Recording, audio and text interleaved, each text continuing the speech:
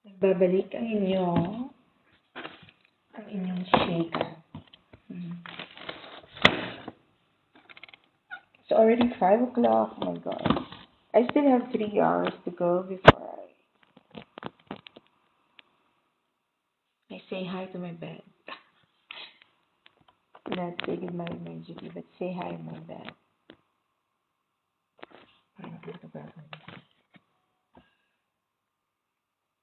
Because I need to put it on a platform which can support it.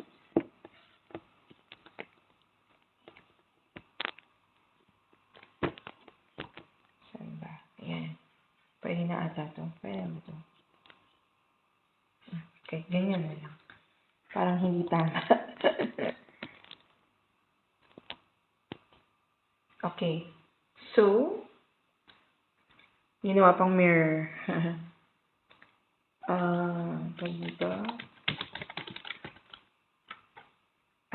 Yung country namin ay actually it's the Switzerland, quote unquote, of this region or this council, whatever.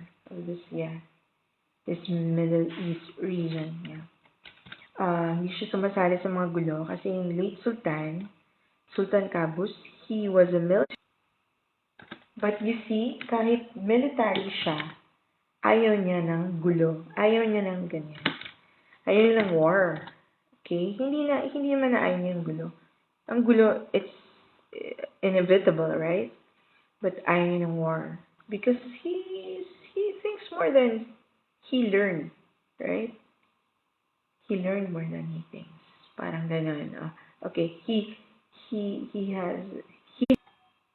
had wisdom. Yun lang, simple. You know, when the leader has wisdom, he will bring good tidings to his nasasakupan, diba? To his country, to his province, to his city. Yeah. So he never wanted to join wars. And he did it for 50 years. Pinanindigan niya yan. He was an icon of peace. He was awarded by the United Nations as like a peacemaker, like this icon of peace, as it said. And he stayed true to his words, and he made a man a great country. And whatever he had, like whatever this nation had, he put it to, he made sure it's for the improvement and for the welfare of his citizens. So this country would not have been because if not for him, yeah, I wouldn't be here if it was not because of him. If he did not spearhead the economic boost in this country and everything, just everything in this country. So, Lodi ko yan, he's the late Sultan Qaboos, yeah. He was a very kind man, and of course he loved his country, yun lang. And yung pag sinabi niya he loved his country, he really did, yeah. So he's one of the few good men who lived, I mean, yeah. There are still few good men who are in our midst. Meron pa. But, competition and greed and hate will hinder these people, these good men, from manifesting their humanitarian act of kindness or goodness. Yeah. Anyway, you know what I mean. Whyas are there, of course. And all the good men are being, some kind of stuck on the side. Hindi sila makagawa ng tama. But But we the citizens can help these people. Matutulungan natin sila. Okay? You know what I mean? If you don't know what I mean, just PM me. Anyway, okay. So, sa country na to, hindi sila join sa war and wala kayong mga military bases dito. There was, or maybe there is, it's sort of a was na, hindi siya is, because it's not fully operational and for now it's not functional and so it couldn't be a target. I mean, like maybe it became a ghost installation for now and I mean, no one's there, maybe goats, maybe cows, like that. So, I mean, this is just something that it's not serious, but it's, yeah, safe to say that it's not operating and it's not a structure of interest anymore. That's it.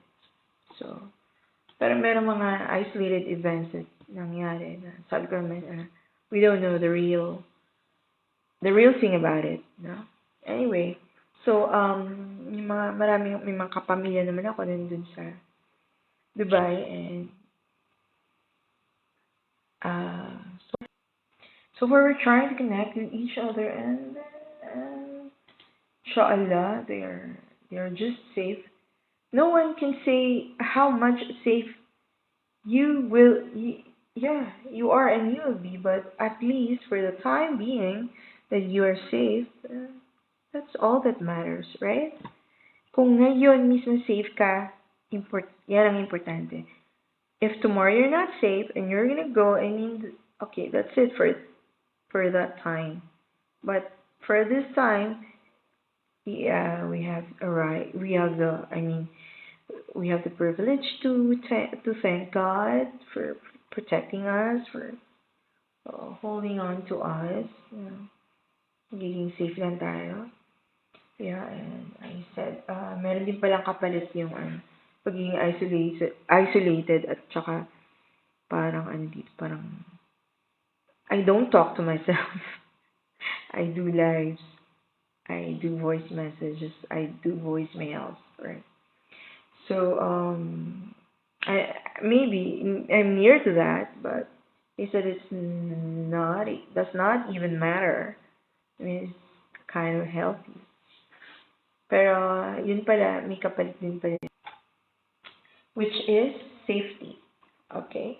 I don't blame my kapamilya or some other people, some other professionals that I know who are working in UAE, in Qatar, in Kuwait, in Saudi. I mean, we're all here to find means on how to get going with our lives and how to put food on the table.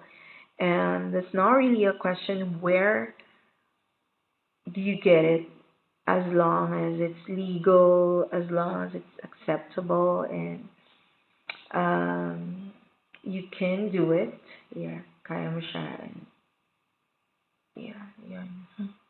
Anyway, most Filipinos do not dare to go home because ang mga countries na yan dito, they are so powerful and independent and good governance is there that kahit, yan, nakita nyo naman, kahit mayroong gera, kahit mayroong mga putukan sa langit, people, kahit yan na, gera na talaga, Filipinos tend to stay put here. Dito na lang kami, hindi kami uuwi. Why? Kasi, mas mahirap daw buhay sa Pinas.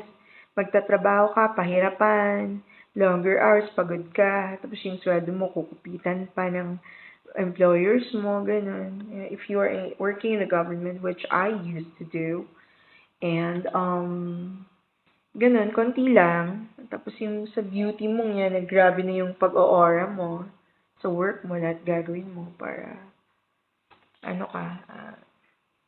magawa mo ng tama yung work mo. Of course, it always has to be correct and legal. Yeah, there's no illegal sa namin, sa profession ko.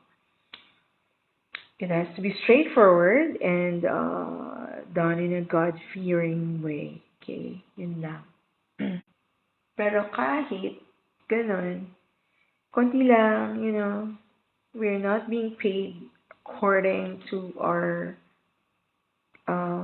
qualifications and the volume of the job, the volume of the task that we are assigned to, and yeah, wala, hindi siya compensated. So, Filipinos and I think some other nationalities are also would like to look for greener pastures and be paid accordingly as to their wits, as to their, para sa akin,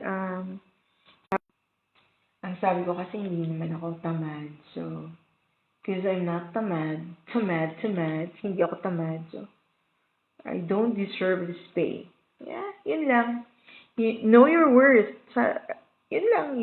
You have to know your worth and then look for people who could appreciate you. So, yun lang. Simple thing.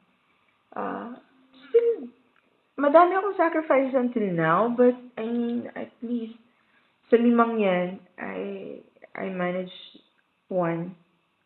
Meron na lang akong 4, diba? Whereas nung sa Pinas ako, 5, nagiging 6 pa. Parang gano'n. Anyway. So, yun lang. So, thank you to everyone, and I hope this case here will be settled. I have my personal views about this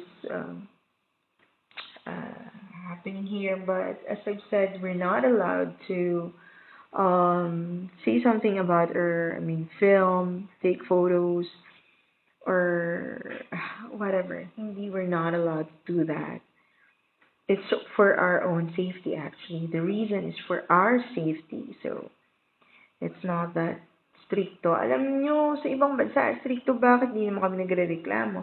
Mga Pinoy hindi naman reklamo because we see it as normal. Normal lang na gano'n ng mga patakaran tsaka the best siya na ways of governance. So, parang ibig sabihin doon, tama lang yung ano nila, yung mga rules, 'di ba? Tsaka para talaga yun sa kapakanan ng lahat. Parang inaantok na ako. Anyways, okay. So yun lang sabi ko, sa mga kababayan natin na nandoon sa ibang bansa, sa karating bansa, kapitbahay namin UAE. So, I'm just 4 hours away from Abu Dhabi and as well as Dubai. 4 hours lang. Yeah. Kasi malapit ako sa border. Okay. Border ng Oman, tsaka border ng UAE. And UAE used to be part of Oman nung panahon. Before 1970s, it was part of Oman. Pero separate sila. Anyway, so magkakapatid lang ang mga bansang to. Literally, mga magkakapatid lang to. Hindi dahil mga M sila, hindi ganyan. But, literally talaga, kamag-anak talaga. Pinsan kita, ganyan. Oo, kasi isang lugar lang naman to, hinati-hati lang nila. Okay, itong 6 na countries, yan ang ibig sabihin. Saudi, Qatar, Kuwait, Bahrain, UAE, ganyan. So, okay, anyway. Kumusta naman yung mga dun sa kabila, sila ay, hindi naman sila iba naman relihiyon nila, diba? But, naku, tingnan mga itsura nila, pares lang naman sila lahat. Ano ba? Pwede ba?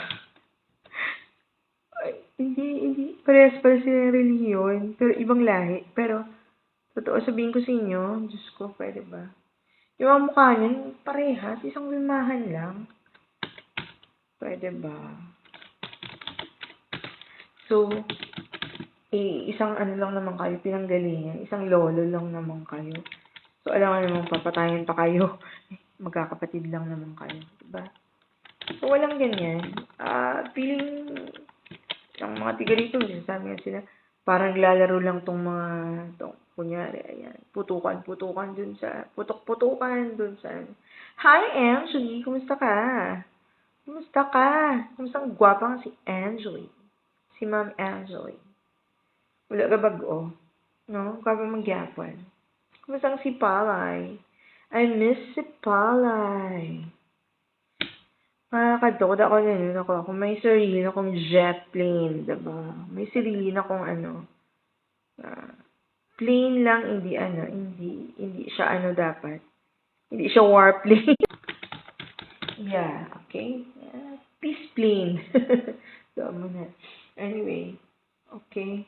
Yeah, so, safe sa safe, kay ang mabatian mo ang hambal sa mga, sabi ng mga kamag-anak ko, maririnig mo yung putok, yung malaking boom, ganyan. Tapos, matatakot ka rin, syempre, malakas. Siguro hindi ako nilagay ni Lord doon dahil sabi niya, ikaw, baka mamaya mali-mali ka na. Malalaman nilang matanda ka na talaga. So, wag ka doon. Oo. Tsaka, baka magdadrama ako doon, di ba? Baka kakanta ako doon ng mga Celine Dion. My heart will go on. Mga ganun. Baka iingay ako doon. Sabi ni Lord, wag kitang ilagay doon. Dito ka na lang sa Oman. Kasi, so, safe to say na yung mga bayan natin nandun sa ibang bansa tulad ng UAE, lahat sila ay basically matatapang. Tingnan mo naman bawat oras, hindi bawat oras lang. Every 10 to 15 minutes, merong paputok. Boom, boom, boom, boom, kung ganyan, okay? So, kung ikaw ay mali-mali at ikaw ay yung madali kang matakot, talagang, hindi ka makatulog, kasi hindi sila makatulog ng tana.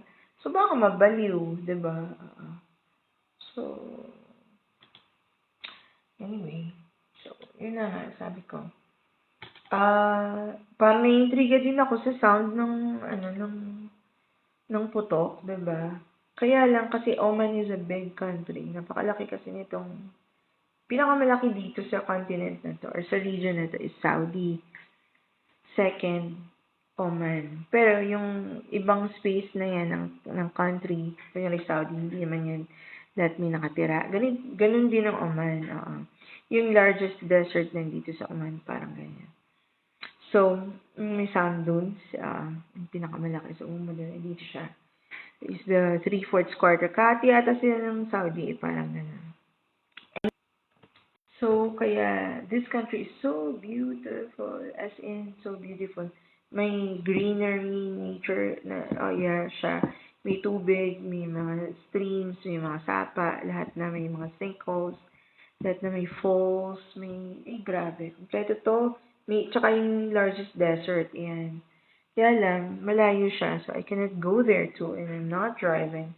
And, of course, it's difficult to commute also to those places. So, mukhang limited lang. But, well, anytime, some friends, meron silang chance, they invite me. So,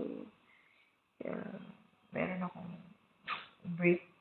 Yan, mag-leisure ako yan. So, anyway. For now, hindi ako nag-post or kasi parang gusto ko sana mag-post ng mga, pero with this environment and with this environment and with this aura and with this feel right now, parang makikiramay ka, diba? So, ayan, buti lang hindi ako nagti-TikTok kasi kung nagti-TikTok ko, baka mamimiss ko yung TikTok. Bakit hindi ako makapag-post, diba? So, it's not right to do that thing. When everybody is in despair, just being afraid is a form of despair, right? So, and you're there singing, you're there merrymaking, not fair at all, right? So, yun lang. I just want to take this opportunity to say that I sympathize with all the Filipinos, the Filipino community in the Middle East, as well as other nationalities that we found to be very supportive of each other too, and very appreciative of our nationality too. Tayo mga Pinoy na-appreciate tayo ng ibang lahi. Sobra, sobra, sobra. So, we want to support them too. Hi, classmate! Kapitan Ray Terania. Nan? Ang mulatan na, di ba? Uh-huh. Anyway, kumusta sa diin ka mga lugar? O, nagagi ka mo sa Strait of Hormuz? Ako lang nakagi ko sa Hormuz, pero sa hotel. Hormuz Hotel, nag-birthday ako doon, ha? Ano ako doon, nag-47th birthday, ayan. Dun sa hotel na yun, ayan. So, anyway, for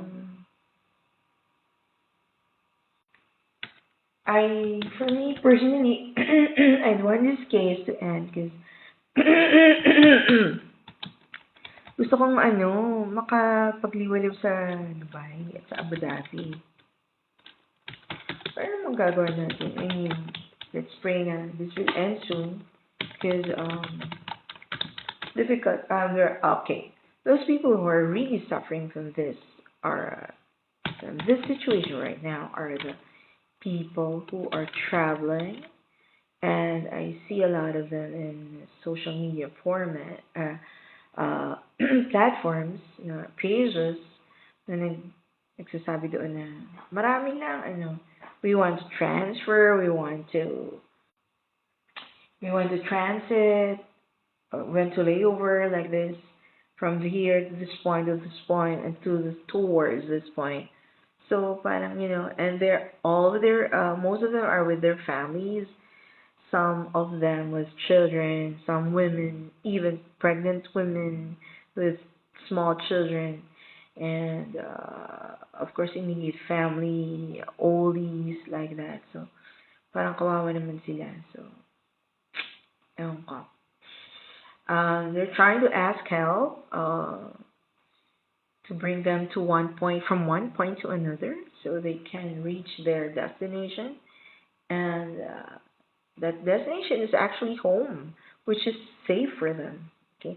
Meron din ng mga tao sa ibang countries na uwi sa mismo sa lugar na may pambobomba, tigad dun sila Siguro, of course, it's wherever. The best place to die if you're gonna die now is the place where you were born, or is the place where you're comfy and where there is a home. Yeah, because you're the sweetest place on earth, right? Paswerte na. Actually, paswerte na lang. Okay. These countries are so ready. The citizens are, protected and they feel safe, and they just want to come home to their own nests. They don't want to be. They want to be repatriated to this country. Tayo naman gusto nating i-repatriate tayo to our country, which is the Philippines, but sila gusto nilang umuwi dito. Of course, the same thing. Okay, baliktad pala sa Pinay. We don't want to be repatriated or something like that. Repatriated. Ibig sabihin ng repatriated or repatriation is, take this for example, it came from the word patriot. It means sarili mong bayan, ganyan. Patriot, loyal ka, ganon. You belongingness, parang na-belong ka dyan, okay?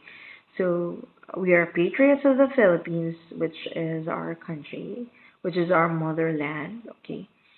Pag sinabing repatriation, repatriation. Kasi, ngayon, we're expatriated, right?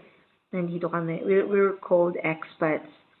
Kasi wala kami sa Pilipinas, nandito kami sa bansa ng ibang lahi.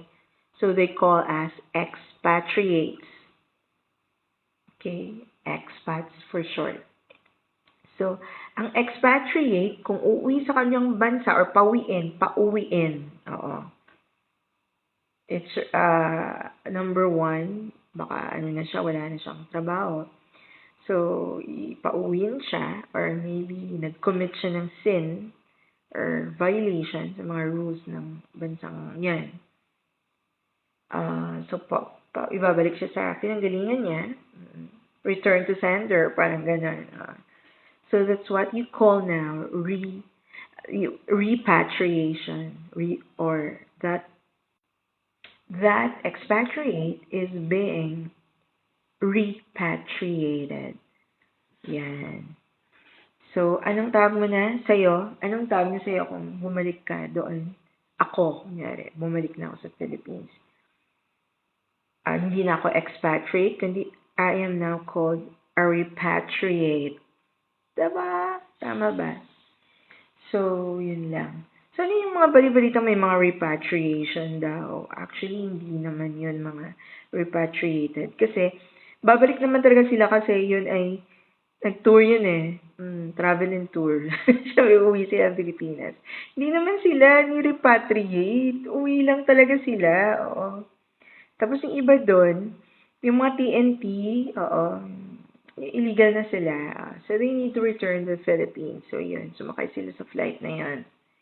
And, meron doon na, dito na. Siguro mga yung uwi na, finished contract or something like that. So, palista na rin sila doon. So, OFW kasing classification, diba? So, that's it. May tarpaulin doon, ang laki ha. But it's not true. In the sense na gano'n. Parang mga sort of refugees yung mga taong yun. And then, they were being evacuated from the site of the war, the bombings. And then, kinarga sila sa aeroplano, inuwi sa Pilipinas. Iyan, safe and sound. Di ba, usually naka-backpack lang yung mga ganyan, mga repatriated. Because they were sort of like, kasi calamity, di ba? Yeah. So, parang ganyan. But those people are not. They were. Kasi wala mang Pinoy na gusto umuwi. Pwede ba? Oh my God. Kikitaan mo dun sa Pinas, my God. Ayan. Isang buwan lang namin ng allowance namin dito. Kasi mahal dito, di ba? Siyempre, mataas pera nila. Tapos, may konting tax na dati wala. Ngayon, meron na. So, anyways, ayan. No Pinoy in his right mind wants to be repatriated. Dahil, pag nangyari yan, ang sagot dyan, ang kalalabasan yan is gutom, diba, sa Pinas. Lalo na with the kind of governance that we have right now in the Philippines, which is not at all promising and which is not at all kind of, livable. Yeah, it's even a threat to life. OMG. Anyway, okay. So, yun lang. And for this day, I'd like to say a simple prayer it's my mom's birth anniversary. She could have turned 87 today. In honor of my mom who loves life, she wanted to go on living and gusto pa niyang mabuhay ng matagal, but her physical body is very much parang unwilling na, but her mind was she's one of the strongest person that I know, stronger than me, of course. And dahil dyan, I needed to be strong also. Kasi, when you're alone, you learn to become strong, right? Kasi alone ka na lang, di ba? At saka, my gosh, parang, Parang nakakahiya naman na anak ako ng ano, ng isang malakas na at matapang na babae tapos biglang ako ay mahiyain ako 'di ba dati, remember niyo nung bata pa ako, sa mga nakakilala diyan sa'kin, 'di ba? Tsaka mahiyain sobra, hindi nagsasalita. Kaya lang minsan ano siya, hindi ko maiparating yung gusto kong ano, sabihin, what's on my mind, and yung hindi rin ako makapag-suggest ng tama. And I cannot share what good and what wisdom I have because nahiya ako, diba? So, tama lang siguro na ano, nag-improve naman ako sa akin. Ano. Naging outspoken naman ako and then I'm a little bit. But my parents actually were surprised when I first came home to the Philippines on vacation after a year. After a year, my contract kasi they said, oh, wala, ano ba yan? Ikaw ba yan? Sabi nila, dalawa sila. So, parang to, naging mas matapang to, sabi ganyan. Parang sabi pa nila, parang hindi okay. Ano ba? Sabi ko kasi, in the Middle East, I mean, you're alone. I already am. I worked for 8 years in Negros, which is the place of my father, birthplace of my father. Yeah, and now, I am alone there, like that. Pero uwi ako sa bahay lagi. But this time, I am alone and miles away from home, right? I just needed to defend myself. Wala naman akong kaway, but I mean, I just have to be, stand tall there. I have to be a stronghold for myself. I had to be the rock for myself too, which I can lean on. There's nobody there that got my back. Parang ano, sumasandal ako sa hangin, but I'm trying to think that there's a solid one at my back there. So, naging ano, parang mas, parang ganun pa, stronger. Parang tingin ng tao, dati nakakatakot ngayon, mas nakakatakot pa. Si Inday, oo. Pero sa mga nakakilala sa akin yun, I'm still the same. I mean, I'm still the same kind of person that I was before. Yeah. Yesterday, today, and tomorrow. Yeah, that's it. Literally, yeah. So, feel free, yeah, feel free to be friends with me and we're just gonna enjoy. We're just gonna enjoy our friendship and wala, okay lang. Although, syempre, meron naman akong ibang mga characteristics that make, uh, make who I am. Syempre, hindi ako magiging si ganito if not for those characteristics. Like, kunyari, madaldal, yan. Parang, anyan, sasalita ng ganyan. Ako yan di ba? If hindi ako nagaganito, hindi ako yan. Tama ba? So, would you like to change me? Pangit ba? It serves me well, so I cannot do anything about it. I mean, but there are things to be adjusted to. I can adjust, of course. I can adjust. A human being is capable of being adaptive to different situations, to changes. Yeah, be it bad or good, something like that. Yeah. At saka, in whoever I am, whatever I am, it's me. It's my DNA, right? Sana ma-appreciate yun na lang. Sabi ko, wala bang nag-appreciate? Grabe naman. Di naman sa ano, pero sometimes, people say she's so intimidating, right? Look at her expressions. She is so damn, her aura is like, it emits 1,000 electrical charges. Parang ganon. It repels. Parang ganon. But actually, the whoever I am is a likable one. I mean, it's the same. It's what I'm made of. It's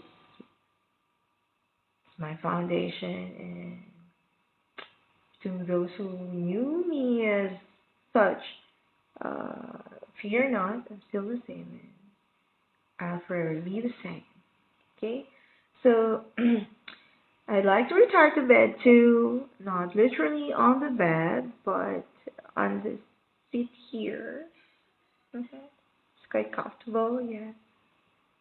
I just like to thank the Lord for the opportunity to celebrate my mother's life when she was alive. I did it. I mean, I did all my best to prolong her life. I spent all my money with her.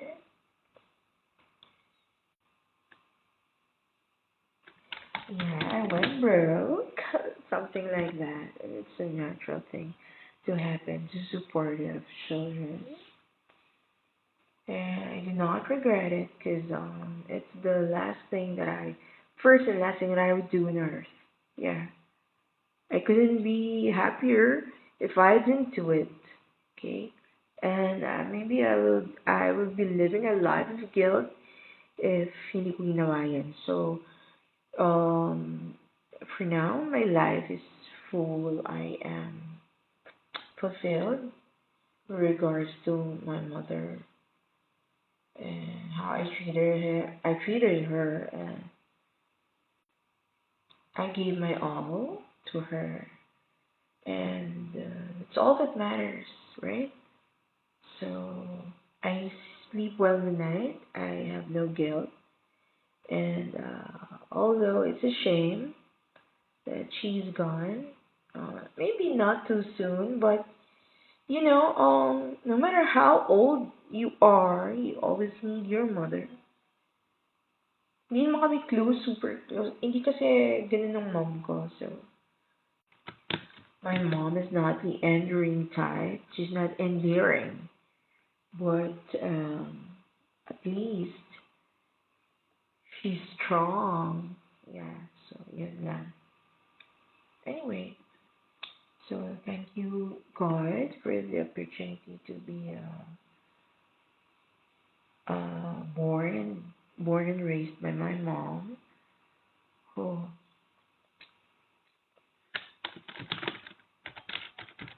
what is that? She's I mean, who I am now is literally because of her. My parents did not solicit any material help from anyone in sending us to school, and me most especially, yeah, hindi. So, I commend my mom for doing such a great job of raising a child who is me, and bringing forth a medical doctor, yeah, a doctor of medicine, who specializes in life, yeah, promotion of health is promotion of life. So health is life, right? Okay. So it's a great honor, and I know she's honored. She was honored, and until any time, she is honored. Yeah.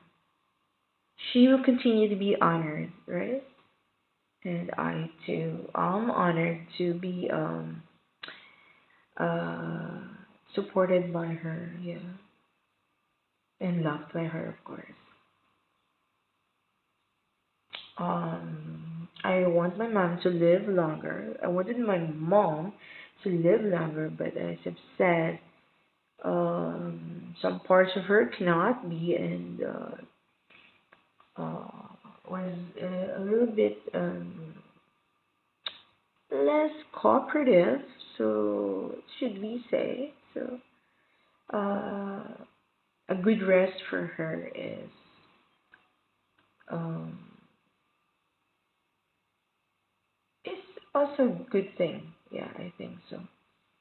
Because seeing your mom suffer is not a good idea, right? Kahit sino man siguro ayaw natin. Ayaw natin ng ganun. So, maybe there is some kind of a permission there The permission came out of nowhere, that she needs to lie down, she needs to take rest, and she needs to rest. Yeah, in complete peace. Yeah, but my heart went out to her and just said, okay, I can see to this. I'm gonna.